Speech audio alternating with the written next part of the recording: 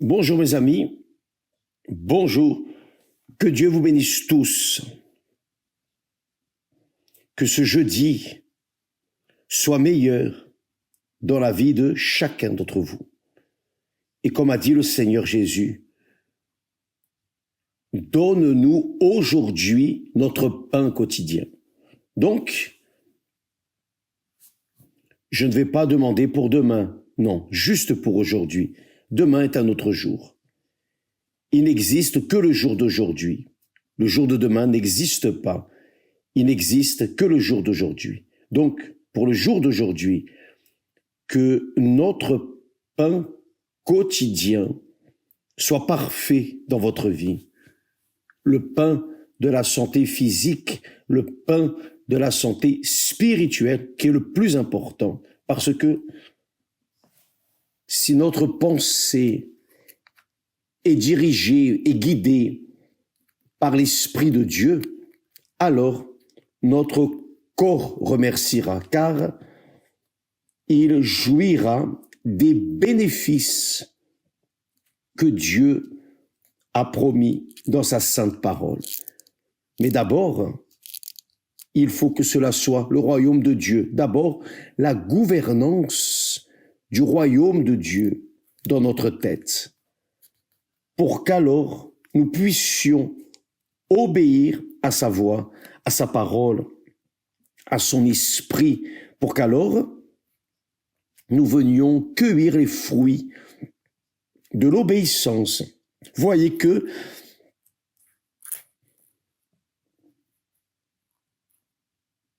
c'est si intéressant que nous restons dans la joie, dans l'âme. Ainsi parle l'Éternel. Ainsi parle l'Éternel. À vous, à moi, à tous ceux qui ont des oreilles.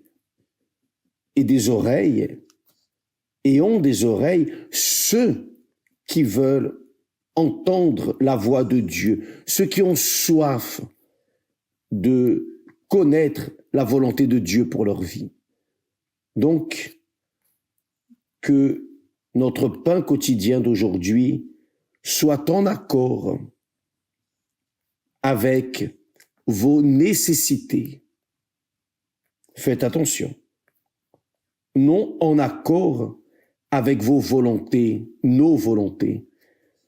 Nos volontés, normalement, contrarient la volonté de Dieu.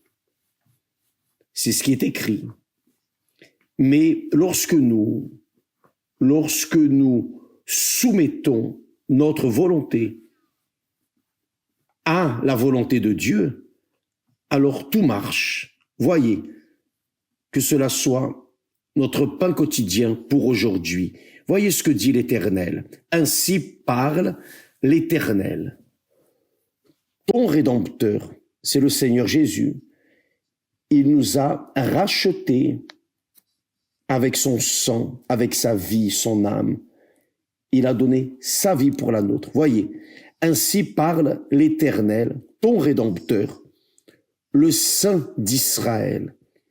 Moi, l'Éternel, ton Dieu, moi, l'Éternel, ton Dieu, je t'instruis pour ton bien, je t'instruis pour ton bien, pour ce qui va te servir, non seulement pour quelques heures ou un jour, mais pour toute l'éternité. Je t'instruis, je te guide, je te dirige, ta pensée, ton cœur. Je t'instruis pour ton bien, je te conduis dans la voie que tu dois suivre. Ce n'est pas la voie que nous voulons suivre, mais c'est la voie que nous devons suivre. Donc, lorsque nous sommes soumis à la gouvernance du royaume de Dieu, nous obéissons, nous suivons sa parole. son orientation, son enseignement. Nous acceptons de manière bien humble, ouverte. Alors il nous conduit dans la voie que nous devons suivre. Et là, il dit, le verset suivant dit, « Oh, si tu étais attentif à mes commandements, oh, si tu étais attentif à mes commandements, ton bien-être serait comme un fleuve et ton bonheur comme les flots de la mer. Ta postérité serait comme le sable et les fruits de tes entrailles comme les grains de sable sont les enfants. Ton nom ne serait point effacé, anéanti devant moi. »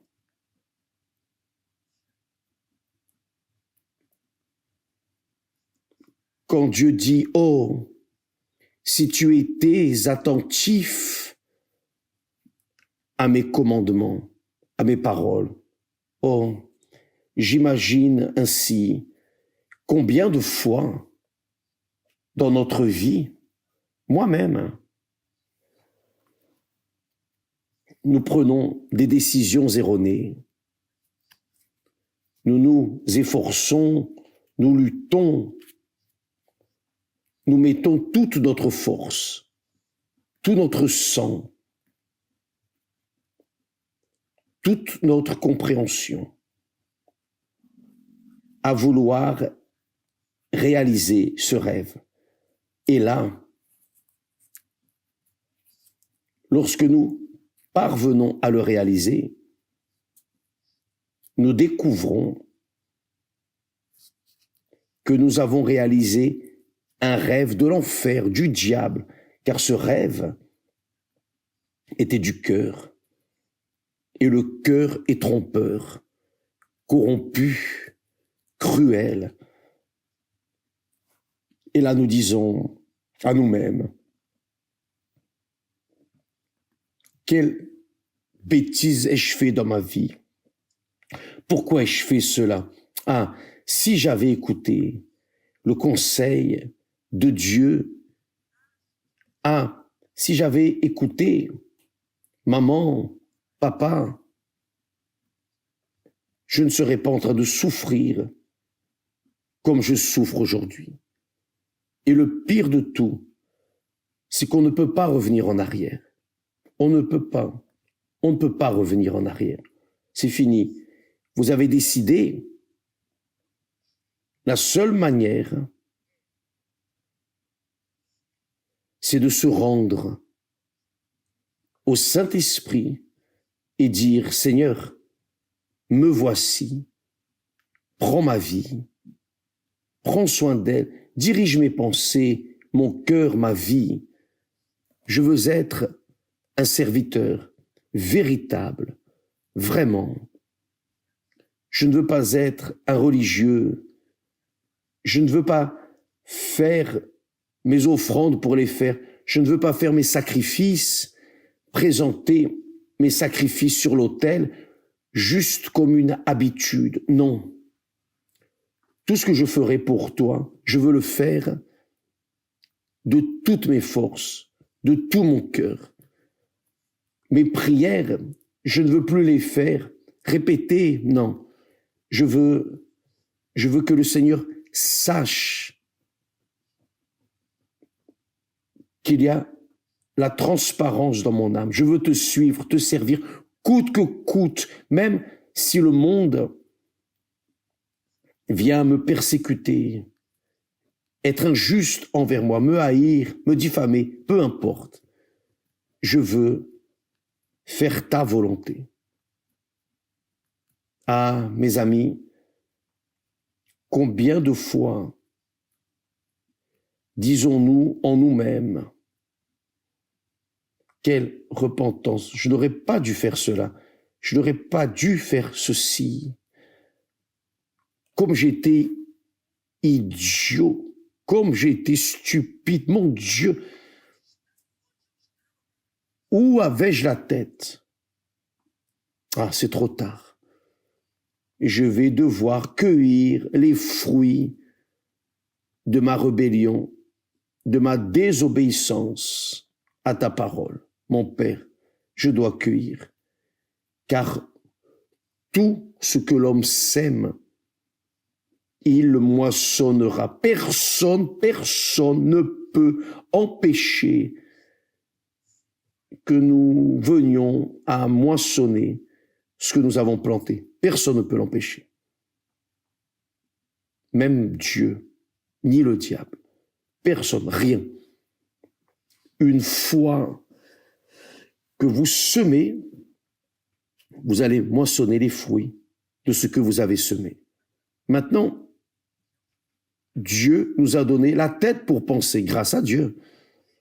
Et lui-même nous invite en disant, venez et plaidons. Dieu nous invite à penser, à raisonner avec lui. Et cela est réel car le Saint-Esprit, quand réellement nous voulons cela, le Saint-Esprit donne la direction. Peu importe si nous sommes à l'église, à la maison, aux toilettes, peu importe si nous sommes dans la rue, quel que soit l'endroit, lorsque nous élevons la pensée dans ses paroles, lorsque nous mentalisons sa parole et que nous commençons à chercher la compréhension, alors comme un père qui assoit son fils sur ses genoux et alors lui parle, mon fils, ne fais pas cela, ne fais pas ceci, ne va pas vers ce chemin. Ainsi est le bon père, il enseigne le chemin que les enfants doivent suivre. Ainsi est notre Père éternel, et il dit, oh, si tu étais attentif à mes commandements, tu ne souffrirais pas tant, tu ne serais pas si malheureux. Au lieu de cela, tu aurais une paix semblable à un fleuve qui coule. Avez-vous déjà observé le fleuve? Parfois, il est silencieux, il ne fait aucun bruit, mais il coule. Il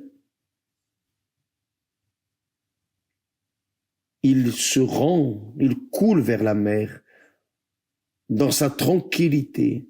Donc, l'Éternel dit, ton bien-être serait comme un fleuve, tranquille, tranquille. Personne ne peut l'arrêter. Que la pluie vienne, le soleil, le vent, rien ne peut empêcher ce fleuve de cheminer vers la mer.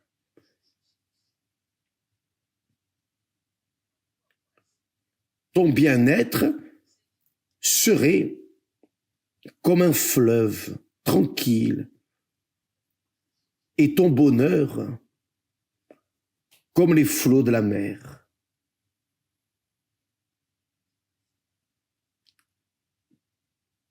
Va et vient, il vient et va, vient et va, et personne ne peut l'empêcher de se déplacer, personne. Donc, voyez que Dieu, dans son infinie miséricorde, son infinie grandeur, son infini amour, nous traite comme des êtres humains vraiment, comme des enfants, comme des personnes proches de lui. Oh, dit l'Éternel. N'est-ce pas? Combien de fois nous disons ou nous pensons, oh, si j'avais fait cela et non ça, ce n'est pas vrai. Et oui, mes amis, ainsi dit l'Éternel. Moi, l'Éternel, ton Dieu, je t'instruis pour ton bien, je te conduis dans la voie que tu dois suivre. Oh, si tu étais attentif à mes commandements, ton bien-être serait comme un fleuve et ton bonheur comme les flots de la mer. Quelle merveille! Ta postérité serait comme le sable prospère. Quelle chose merveilleuse! Et ton nom ne serait point effacé. Et ça, c'est la réalité. Lorsque nous, de manière consciente, décidons de prêter attention, de prêter l'oreille à la voix du cœur, vous pouvez être sûrs, mes amis, nous allons nous faire mal. N'est-ce pas ce qui arrive? Ce n'est pas pour ça que les mariages se défont. N'est-ce pas pour cela qu'il y a une faillite dans l'institution la plus sacrée de la terre, qui est le mariage sacré? Eh oui, parce que on écoute la voix du cœur et non la voix de la raison. Et maintenant, que vais-je faire? Maintenant, vous allez devoir administrer vos problèmes. C'est cela. Et tant que vous administrez des problèmes, vous cessez de vivre la paix que Dieu promet comme un fleuve. Et là, qu'allez-vous faire? Mes amis, il n'y a qu'une manière. Vous savez, c'est en naissant de nouveau, en commençant tout à zéro. Là, vous demandez, mais cela est possible, évêque? C'est possible. C'est possible. C'est possible de tout recommencer à zéro. Comment?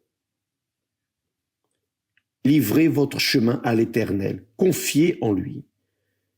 Il va résoudre ces problèmes. Il va résoudre ces situations que vous avez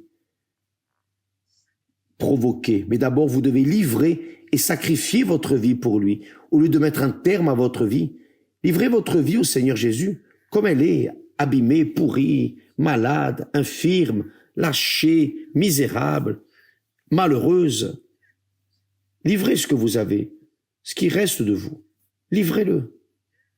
Livrez votre vie au Seigneur Jésus. Et le Seigneur Jésus, dans la personne, à travers le Saint-Esprit, va vous conduire vers les verts pâturages. Non du jour au lendemain. Ce n'est pas comme ça. Comme si c'était de la magie. Dieu n'est pas magicien, mais il va commencer à travailler avec vous. Il va commencer à vous enseigner jour après jour après jour. Le pain quotidien, il vous le donnera certainement chaque jour. Et peu à peu, vous allez oublier ce qui est passé et vous attacher à ce qui est nouveau, la vie nouvelle que Dieu vous donne. Mais il faut qu'il y ait le sacrifice. Vous avez sacrifié pour semer ce qui n'est pas bon, et maintenant vous devez semer pour moissonner ce qui va vous donner la paix, vous apporter le bonheur, la justice, faire de vous une vie nouvelle. Ça ne dépend que de vous, mes amis.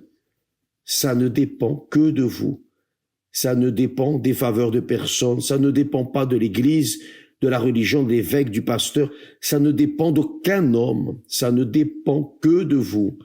Dieu est si magnifique, si glorieux, si grand, qu'il nous donne le privilège, lui-même nous guide comme le père qui prend la main de l'enfant et va traverser la rue avec assurance. Il va le diriger avec assurance. C'est ce que Dieu veut faire avec vous. Mais vous devez renoncer à votre propre volonté. Car vous ne pouvez pas vouloir faire votre volonté et aussi la volonté de Dieu. Ça ne marche pas. Vous ne pouvez pas vouloir adapter votre volonté à la volonté de Dieu. Vous ne pouvez pas. Vous ne pouvez pas vouloir marier votre volonté à celle de Dieu, l'une ou l'autre. Si vous voulez véritablement, vous croyez dans la parole de Dieu, vous renoncez à vos volontés, à vos convoitises, à vos rêves, et vous laissez tout cela entre ses mains. Il va vous donner mieux que ce que vous pouvez imaginer. Il veut le meilleur. C'est pour cela qu'il dit, « Ah, si tu étais attentif à mes commandements, ton bien-être serait comme un fleuve et ton bonheur comme les flots de la mer. » À un autre moment, il a dit, « Ah, si mon peuple m'écoutait, si tu m'avais écouté, vous mangeriez les meilleures productions du pays. » Ah, Dieu dit, oh, ah, ce que nous avons l'habitude de dire aux enfants, ah, mon fils, si tu m'avais écouté, tu ne souffrirais pas tant. Ah, mais, et alors? Les têtus, les obstinés, qui ne pensent pas, souffrent les conséquences. C'est comme Dieu lui-même a dit, ne soyez pas comme le cheval ou le mulet, parce qu'ils sont dirigés par le frein mis dans leur bouche. Ils n'ont pas de compréhension. Le cheval n'a pas de compréhension. Le cheval n'a pas d'âme. L'ânesse a, mais n'a pas de compréhension. Si bien qu'ils sont guidés par l'homme, sont rendus esclaves par l'homme.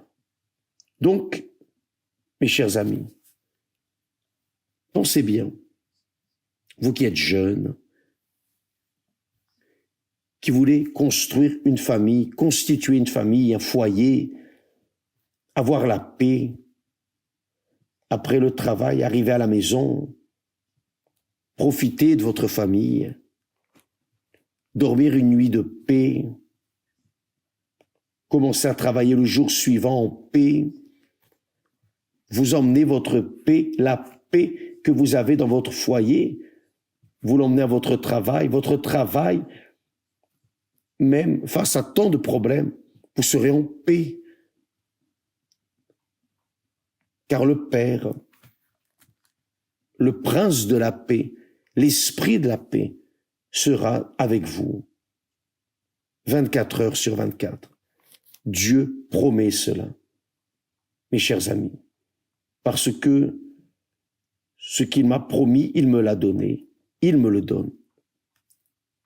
Je n'ai pas tout ce que je veux, mais tout ce dont j'ai besoin, il me le donne, grâce à Dieu. Grâce à Dieu. Et c'est ce qu'il veut pour vous. Tout ce dont vous avez besoin, tout ce qui est utile, que Dieu vous bénisse. Que Dieu bénisse votre maison, votre famille. Que Dieu illumine votre compréhension. D'ailleurs, vous qui, par hasard, êtes en train de penser à constituer une famille et vous cherchez quelqu'un qui soit de Dieu, quelqu'un qui vienne véritablement être un avec vous et vivre une vie avec vous pour le reste de la vie, alors venez apprendre l'amour intelligent. Non l'amour sensuel, sentimental,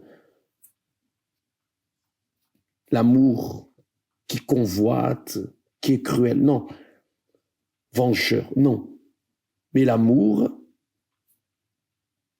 qui fait que nous soyons un seul. Si vous voulez chercher comme il existe la foi intelligente, rationnelle, il existe l'amour intelligent, l'amour qui pense, qui pèse. Ce n'est pas l'amour qui livre ainsi, non. C'est un amour qui pense, qui pèse, qui évalue, qui questionne. Ce soir, ici au temple de Salomon, à 20h pile, tous les jeudis, nous avons un cours gratuit, précieux. Même le stationnement, les personnes payent, c'est gratuit. Le cours est gratuit. Mais, je vais vous dire, quand vous apprendrez à aimer, vous apprendrez à être aimé. Et vous allez faire la différence. Que Dieu vous bénisse et à demain, au nom du Seigneur Jésus. Amen.